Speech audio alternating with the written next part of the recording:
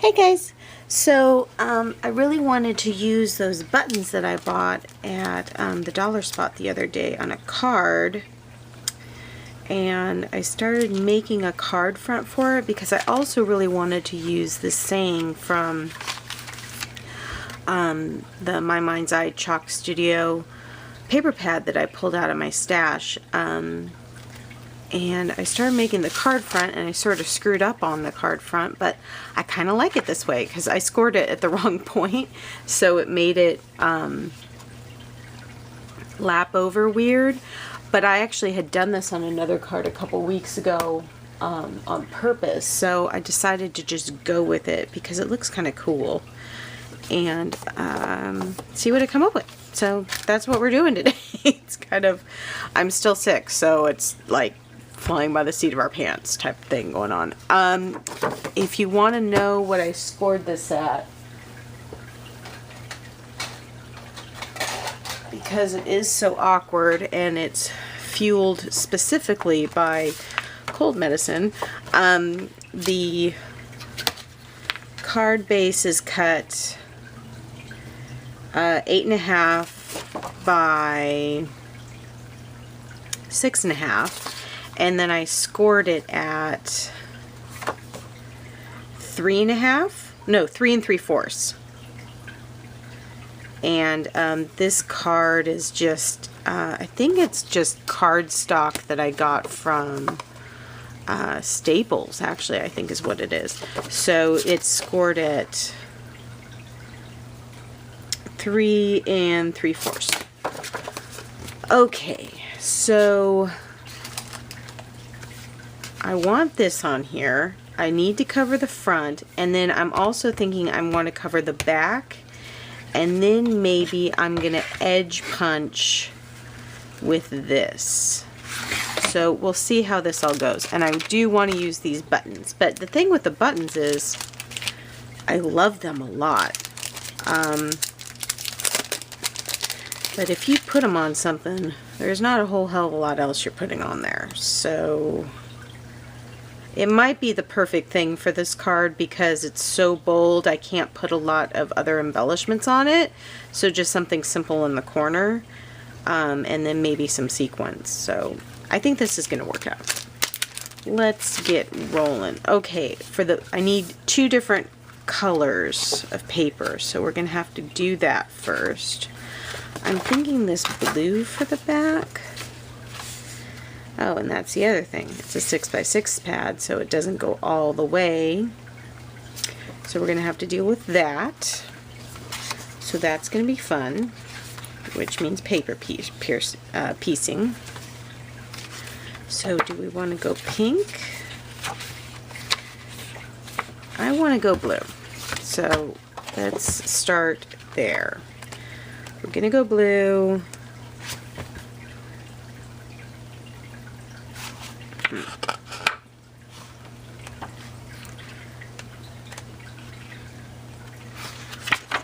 Wow, I really like that paper for the front, and then maybe that paper inside. So let's see how that goes. Okay, so this can go here, and then I'm going to need another strip for the bottom. So how's that going to work? Let's see. Okay, we need to get this off here first.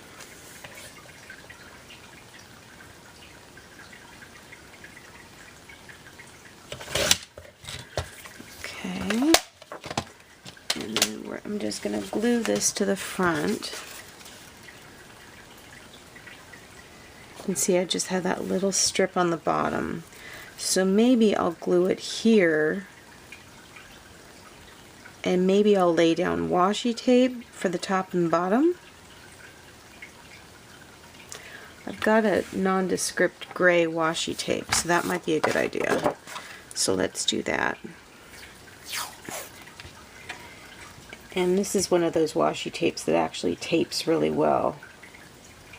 So I'm not going to lay down glue below it. Some of them don't tape very well at all. There.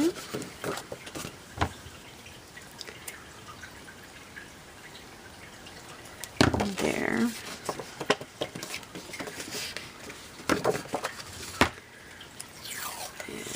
And on this side.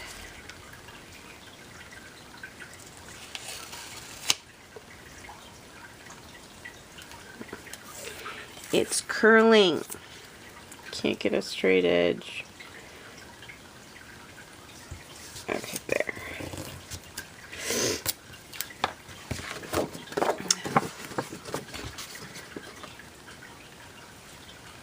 That guy.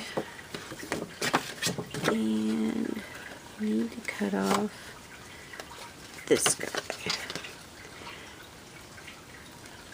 Right there.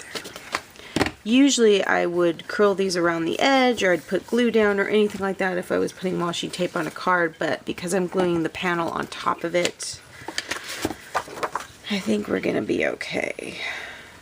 Oh, that looks good. Okay, I like that. Let me clear off a strip. So, about there. I just want to still have a usable section. I'm trying to see if I want the design to go up or sideways, and I think I want it to go up. And then I love this cutter so much because it has that guide in it. Oh, I've had about 5 cutters now, and this one is my absolute favorite one so far.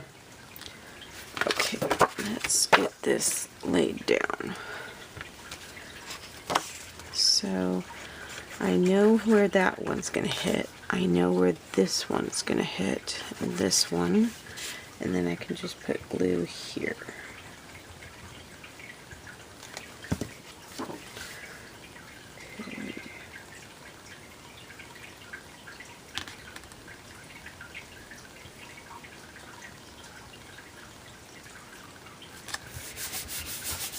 There. We'll just cut off the excess.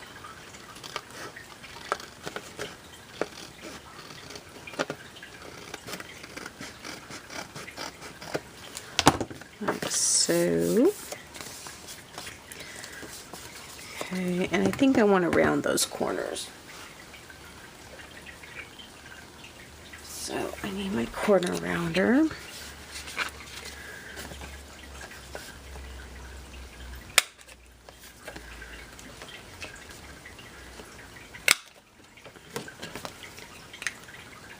That looks good. Now I need to have my piece in here. And I think we're going to have the same problem with the paper.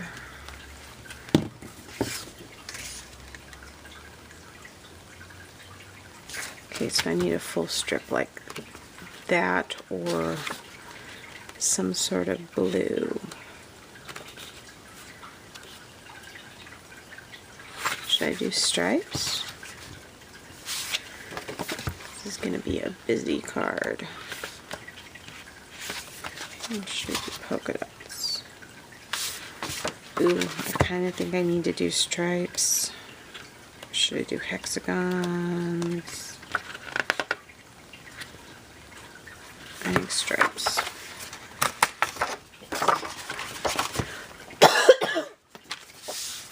Oh. Pardon my coughing.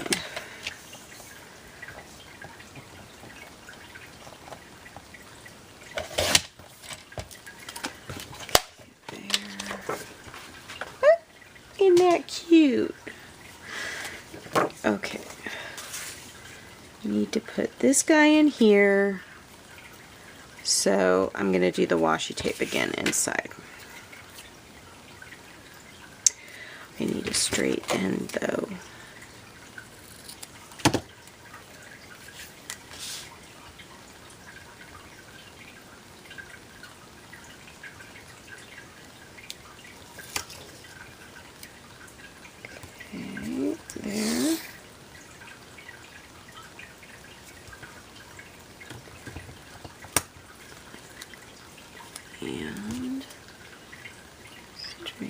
for him.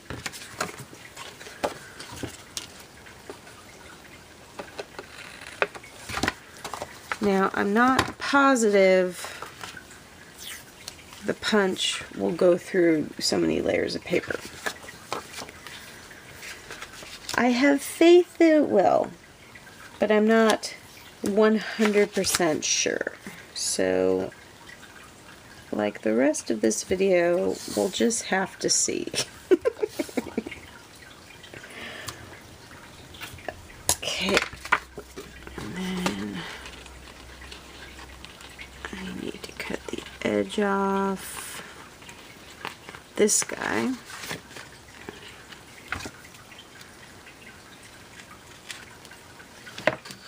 There.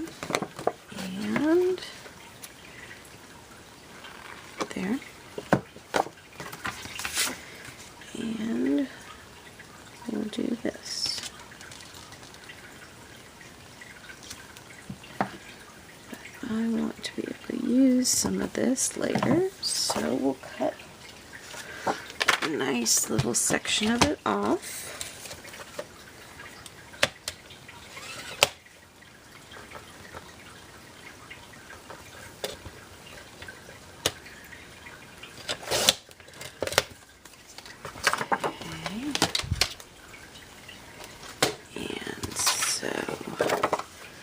We know this side. We know this side. We know this side. We don't know where it's going to hit on this side. So, need a little bit of glue down for that.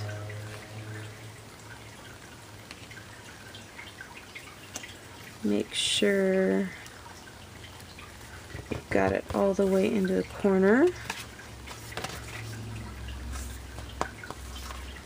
And then it's down properly. Make sure it can fold. Okay. Now, I have to admit, I was just watching the TV show Baskets, the season finale, and I'm noticing that my color choices are a little bit clown-like, so with a lot of pattern to them and very jolly, which is not normally my choices, but I think the cough medicine and the show have influenced me a little bit. But that's okay, because this is turning out cute. Alright, now let's see if it'll cut through all of this. Come on, Fiskars. I believe in you. It's all the way in.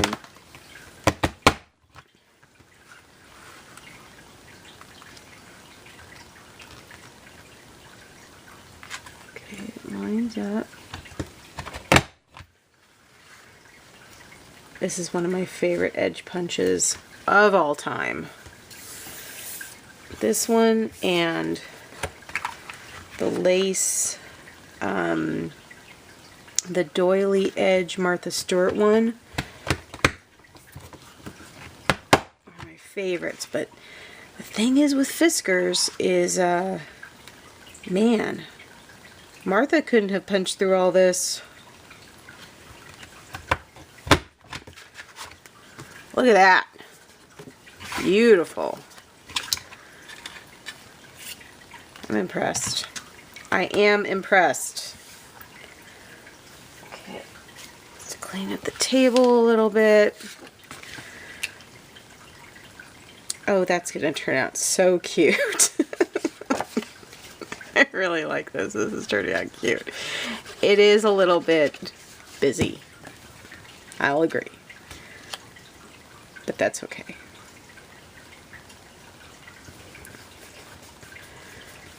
Okay, and then we'll just do a little button.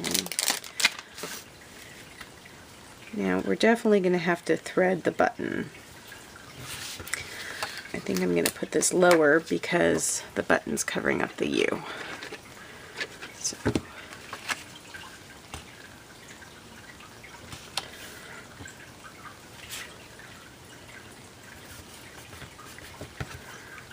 There. Okay. should we use the jute? Oops. Yeah, I think we should. And you know what? I'm going to tone down the edges a little bit with some Distress ink. Just a tiny bit.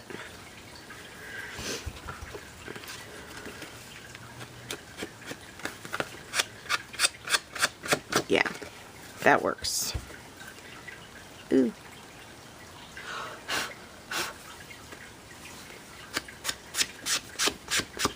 My sponge is starting to disintegrate and I don't want to get little black bits all over my work table. Yeah, it needed it. It needed to be toned down. That's good. Okay, we'll do it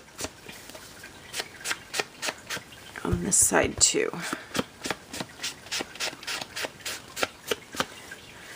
See, just that little extra step really does help. Now I'm not worried so much about my pattern choice.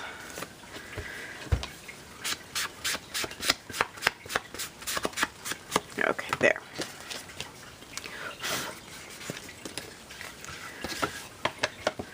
And then we need to thread through our button and make a little bow. Now, I don't do this all the time. There are some ladies out there who it is a hard and fast rule that they will not have a button that is naked. I understand it. We all need our little rules. I kind of like empty buttons every once in a while. But this guy, he needs a bow because we're not putting anything else in that corner. If there were other things in that corner like little feathers or something, then I wouldn't have a problem leaving him naked. But we'll just do it this time.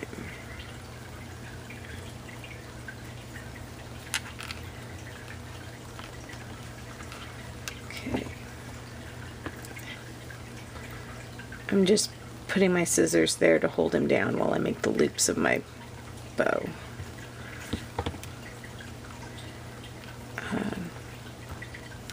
There are some people that will use those clamping tweezers, the reverse tweezers, the tweezers that clamp instead of open when you squeeze them, and that's totally useful. I could see that, but I just need a little bit of weight, especially with this stuff. So the scissors come in handy for that. Okay, and we've got a cute little bow going on right here. There, that looks good. We'll just need to glue him down. Just a tiny bit of glue on there, and then glue on the back side.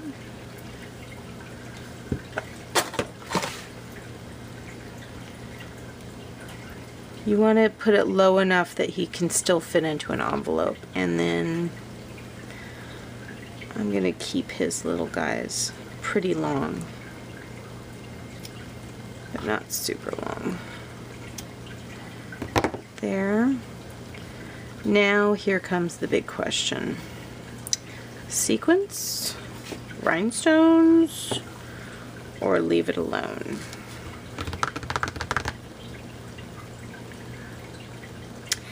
This lettering, it actually is a little bit shiny. It's not so much white as it is, it's a tiny bit silvery. And you know what? I think I'm going to flag end this. That's sort of bugging me. I'm going to do a really super wide flag end because it comes right down to the edge of the paper. I don't like that. Okay. That. There. I'm thinking sequence. So let me see where I found, okay, here they are. And maybe just like 3 of them.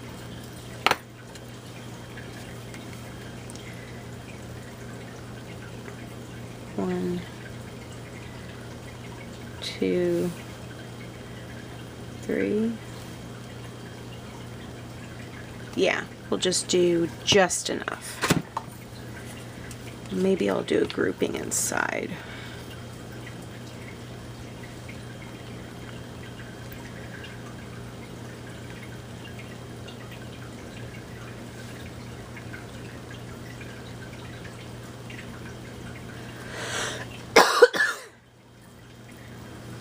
I think my cough is getting better.